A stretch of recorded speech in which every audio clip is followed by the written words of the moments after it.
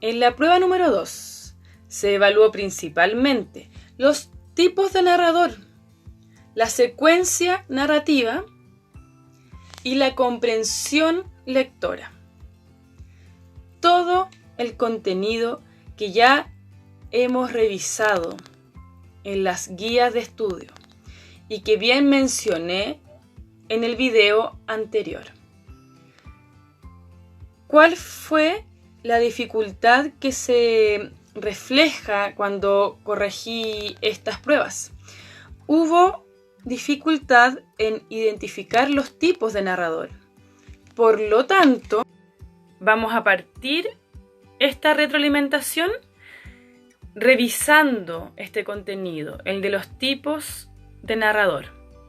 Es sumamente importante que ustedes sepan identificar qué narrador, cuál es la voz ficticia que existe, que hay en un texto narrativo. Así que comencemos por ahí.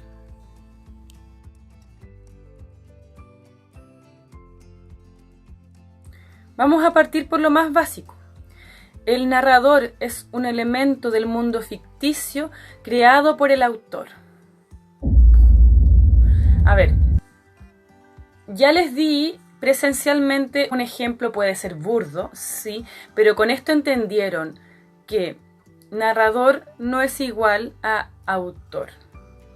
En una fábula puede hablar un animal. Ese animal no escribió la obra. Ese animal es la voz ficticia que cuenta la historia. Existen dos tipos de narradores. Está el homodiegético y el heterodiegético. Nosotras y nosotros tenemos una noción de los prefijos, de lo que significa el prefijo homo y el prefijo hetero. Homo, igual, similar. Hetero, diferente, distinto. Ahora bien, cuando yo digo heterodiegético, homodiegético, es donde ustedes también explotan. Diegesis. La palabra diegético viene de diegesis, que en palabras simples es igual a relato. Por lo tanto, aquí mucha atención, que cuando una entiende esto, es mucho más fácil identificar el narrador. Narrador heterodiegético, diferente al relato, no es parte del relato, está afuera, narra todos los hechos desde afuera, no es un personaje. Narrador homodiegético, es igual al relato, está adentro del relato, es una voz ficticia que narra los hechos en el mismo relato, por lo tanto es un personaje. Entonces, vamos a la siguiente etapa. El narrador heterodiegético se desglosa en dos tipos. Está el narrador heterodiegético omnisciente y narrador heterodiegético de conocimiento relativo. Recordemos que este narrador está afuera del relato. Observa los hechos desde afuera. No participa de estos hechos. Con respecto al narrador heterodiegético omnisciente, es lo más parecido a un dios o a una diosa. Sabe todo de los personajes. Sabe lo que pasaba en su mente, lo que pasó, lo que va a pasar, lo que desea, lo que siente. Es un dios o una diosa. ¿Cómo reconocer a este narrador omnisciente? Cuando tú te enfrentas, cuando tú lees un texto literario, sabes con más detalle lo que le ocurre al personaje principal o en general a los personajes de esta obra. Como mencioné anteriormente, puedes acceder a la cabeza, a los sentimientos, las emociones de de cada uno de los personajes. Y voy a dar un ejemplo, porque pueden ser palabras mínimas. Incluso una sola palabra te puede indicar qué tipo de narrador hay en un texto. Por lo tanto, vamos a la primera pregunta de la prueba número 2. Lee el siguiente fragmento y luego responde la pregunta 1. Y de noche, qué cansado se acostaba siempre. Nunca la escuchaba del todo. Le sonreía, eso sí. Le sonreía con una sonrisa que ella sabía maquinal. La colmaba de caricias de las que él estaba ausente. A veces, como para despertarlo al arrebato del verdadero amor, ella se echaba sobre su marido y lo cubría de besos llorando, llamándolo. Luis, Luis, Luis. Estas son las siguientes alternativas. A. Narrador heterodiegético de conocimiento relativo. B. Narrador heterodiegético omnisciente. C. Narrador homodiegético protagonista. Y D. Narrador homodiegético testigo. Para poder responder a esta pregunta, ustedes debían necesariamente saber cuál era la definición de cada uno de estos narradores. Y en la guía, la última guía, se especifica con esquemas. Partamos descartando. Narrador protagonista no puede ser. El narrador protagonista es un narrador o narradora que se expresa, que cuenta, que relata desde un yo, ¿verdad? Aquí no hay un personaje que esté hablando y contando su propia historia, al menos en este fragmento. Tampoco hay un personaje testigo, no hay un narrador o narradora testigo, porque no hay ningún indicio que nos indique que la persona, que el narrador está viendo esto siendo parte del relato. Por lo tanto, descartamos inmediatamente los narradores homodiegéticos, tanto protagonista como testigo. Nos quedamos entonces con el narrador heterodiegético omnisciente o el de conocimiento relativo, ¿verdad?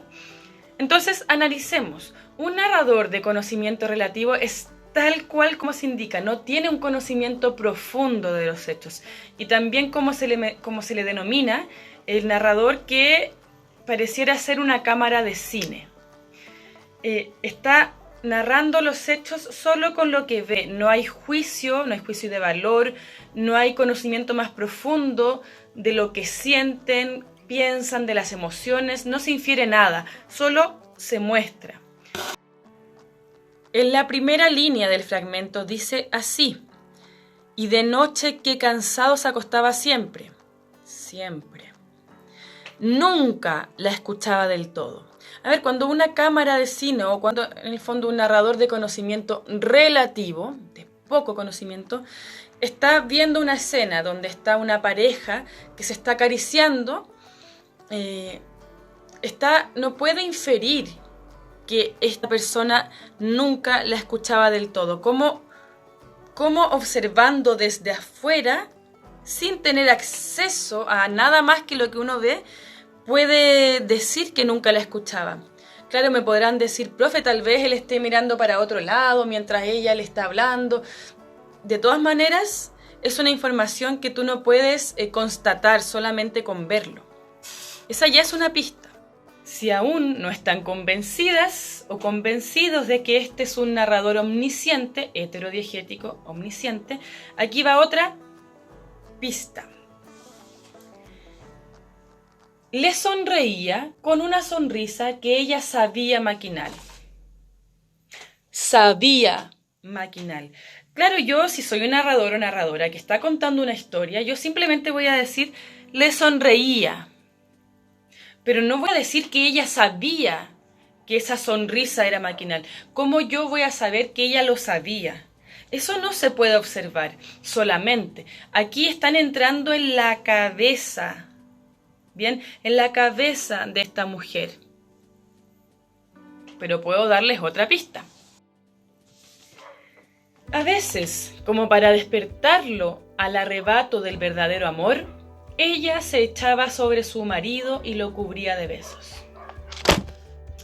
A ver, ¿cómo un narrador que solamente está narrando los hechos como una cámara, solo con lo que ve, puede saber la intención de esta mujer al abrazar a su marido? ¿Cómo sabe que es como para despertarlo al arrebato del verdadero amor? ¿Cómo sabe que la intención de la mujer podría ser esto de que le nazca el amor a su marido? Yo, si lo observo de lejos, en una plaza, por ejemplo, claro, yo podría ver que la mujer abraza al pololo, a la pareja, al compañero, pero no puedo decir nada más que eso. No tengo idea cuál es su intención. ¿Por qué lo quiso abrazar? ¿Se convencen un poco? Solidaridad. Abrió su cartera con habilidad. Registró la billetera y sacó el dinero. La buscó a la salida de los héroes y le devolvió la foto de su hijo. Egla Mora Pozo, 58 años, de Graneros.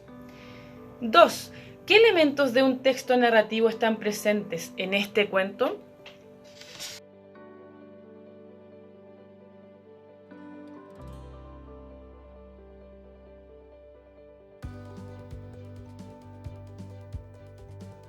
Las alternativas de esta pregunta ya la hacen más compleja. Es de una dificultad un poco más alta que otras preguntas de esta prueba. Hay elementos muy importantes del texto narrativo. Tenemos personajes, ¿cierto? Tenemos un conflicto y un desenlace. Eso está sí o sí. Tenemos un personaje que podríamos llamar principal, que es el ladrón. Uno infiere que es un ladrón porque roba. Y tenemos un personaje que podríamos decir secundario porque es una mujer, la mujer a la cual le roban. Y el conflicto en el fondo es el mismo robo.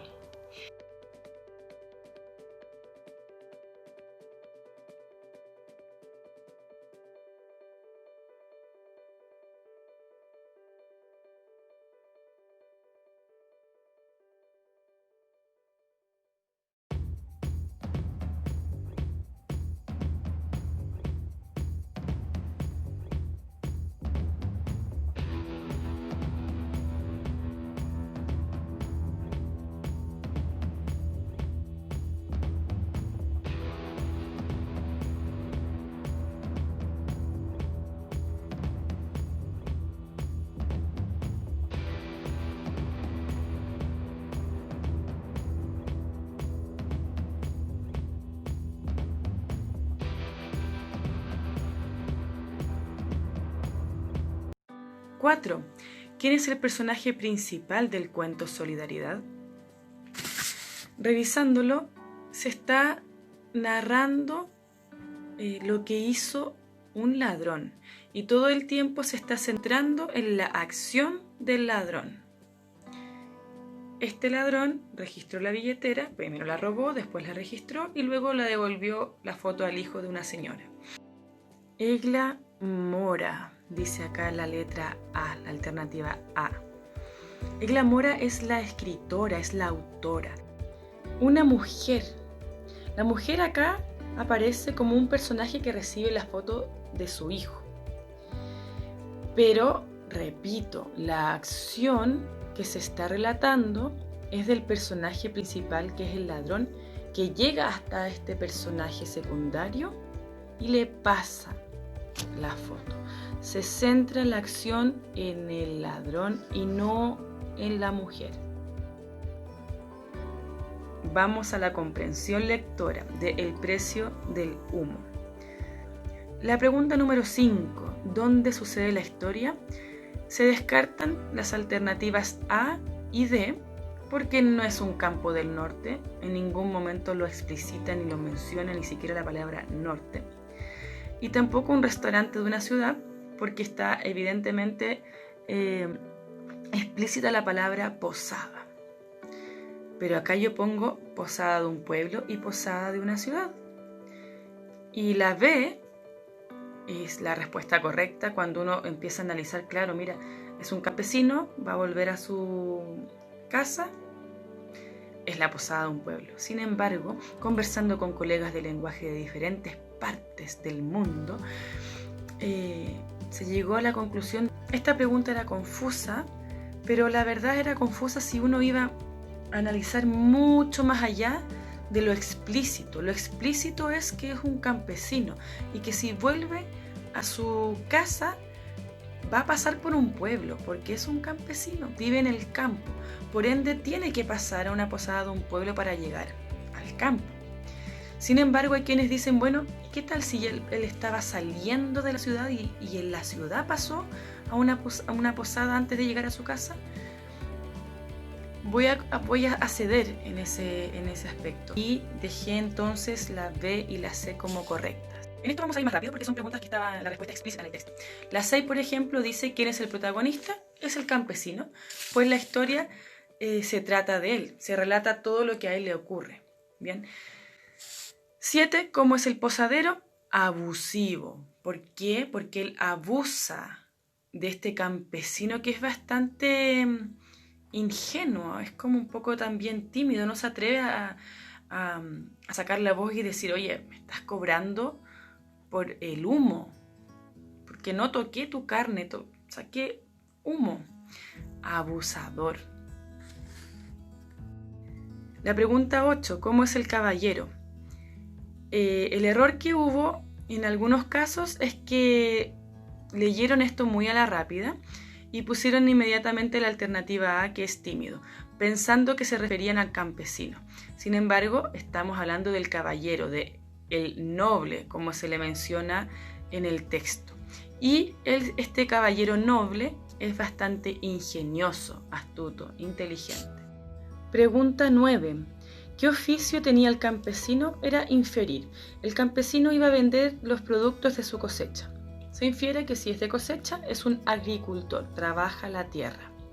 La pregunta número 10. ¿Para qué entró el campesino en la posada? Para comer y descansar.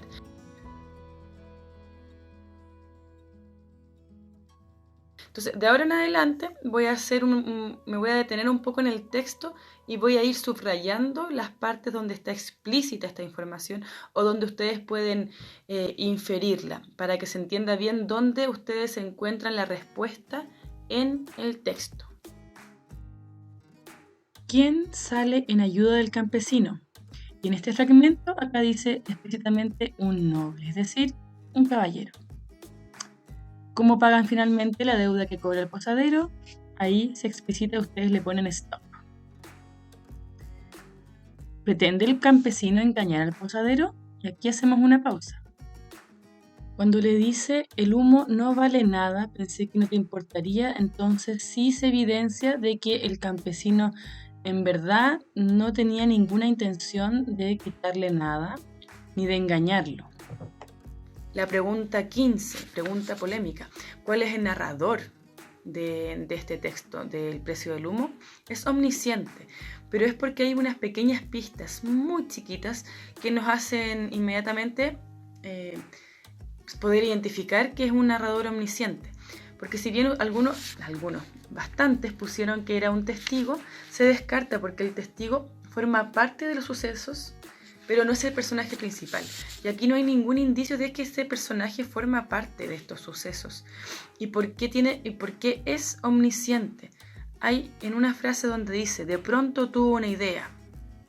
¿Cómo sabe que tuvo una idea?